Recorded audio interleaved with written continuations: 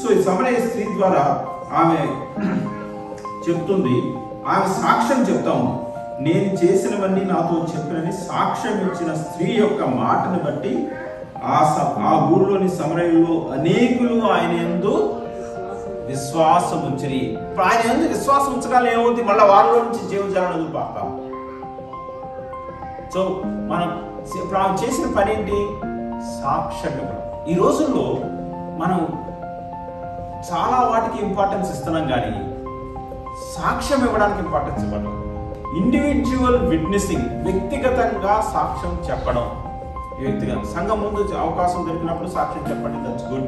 బయటకు వెళ్ళినప్పుడు ఎవరితోన్నా ఒకరిద్దరితో మాట్లాడేటప్పుడు అవకాశం చూసుకొని వాళ్ళకి సువార్త చెప్పడం, లేకపోతే సాక్ష్యం చెప్పడం, దేవుడు నాకు ఈ విధంగా చేశాడు అని చెప్పి అవకాశం మనం కల్పించుకోవాలి.